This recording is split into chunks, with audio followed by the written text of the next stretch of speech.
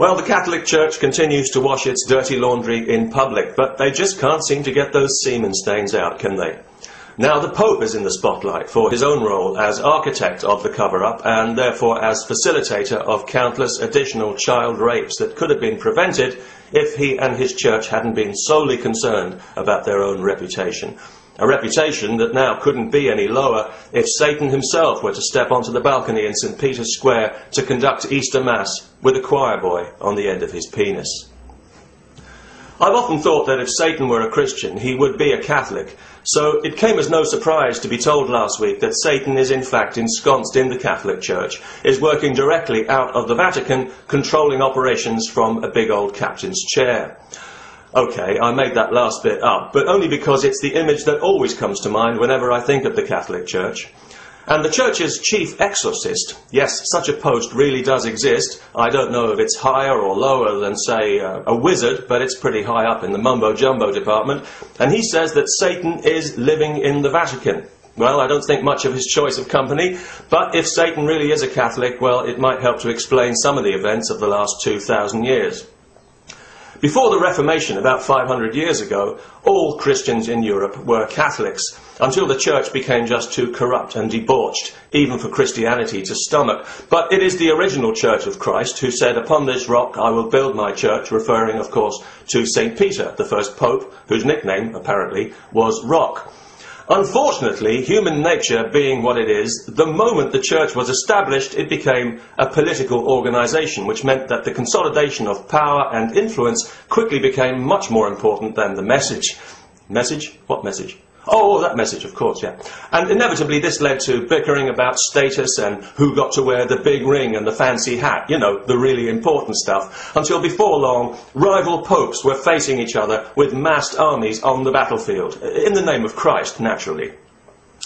Now, even at this point, if Jesus had come back, he would have said, "What are you people doing? I haven't been gone 5 minutes and already you're hacking each other to pieces like a bunch of savages. You've missed the point so completely," he'd say, wouldn't he? "You're so far wide of the mark here. This is way beyond embarrassing," he'd say. "I feel as if I'm talking to chimpanzees," he'd say.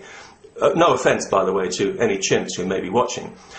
And this is early days, don't forget. Jesus wouldn't yet know anything about all the other horrors that were about to be enacted in his name in the coming years. The Crusades, the Inquisition. He wouldn't know about the systematic suppression of knowledge and free thought that would characterise his church for the next 2,000 years. He wouldn't know about the conquest of the New World, where the sacred cross of Jesus slashed and burned its way through entire populations in a way that modern jihadis can only dream about, imposing itself with unparalleled cruelty on civilizations half a world away that even today still don't quite know what hit them. This is a church that claims credit for keeping civilization alive during the Dark Ages, but the truth is that clergy were the only people who knew how to read and write, and they made damn sure it stayed that way for hundreds of years. When the printing press was finally invented in Europe, 700 years after the Chinese invented it, the church condemned it as a work of the devil. Takes one to know one, I guess.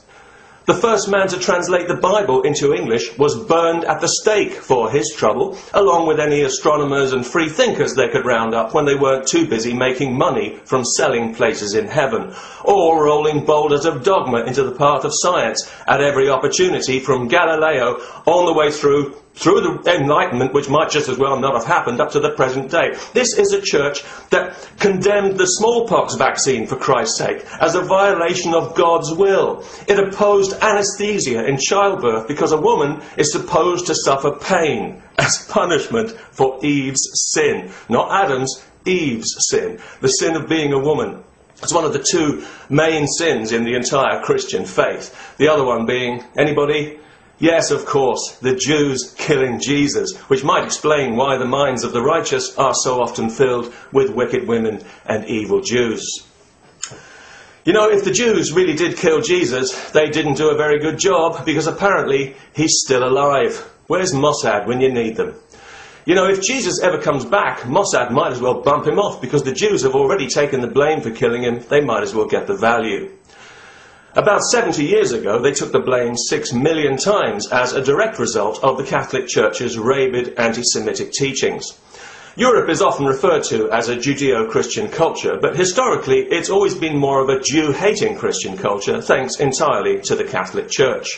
For centuries, the Church in Europe preached open hatred against Jews, assiduously embedding Jew hatred into the very fabric of society, just as it is in many Muslim countries today. They made it virtuous to despise Jews, and it became, as it's becoming again in modern Europe, politically correct to be anti-Semitic.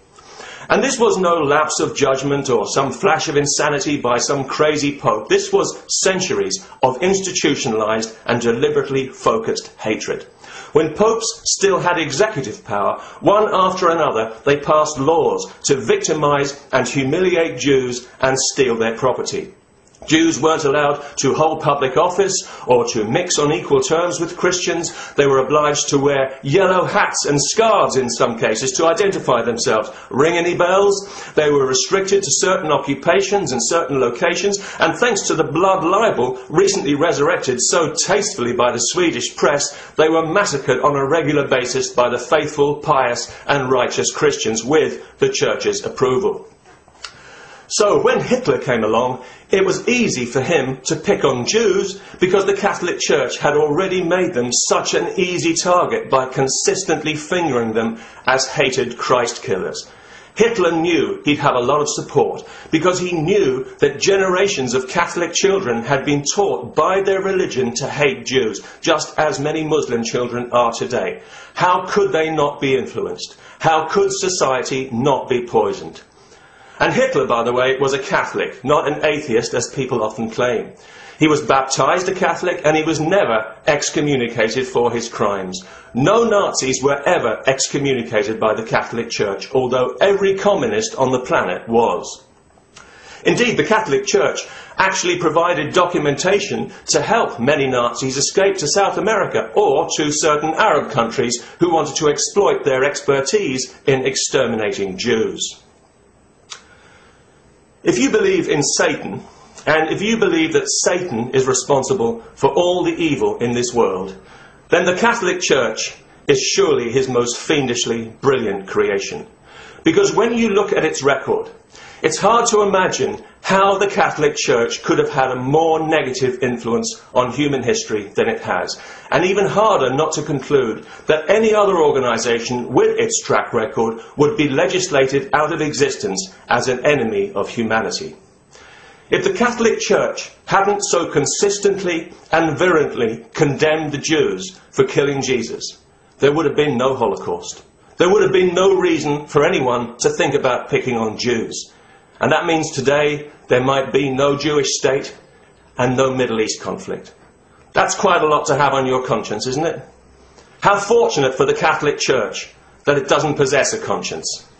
But at least it gives ordinary Catholics an opportunity to feel guilty about something real for a change, if they feel so inclined, and to reflect on the reality that the Jews didn't kill Jesus at all.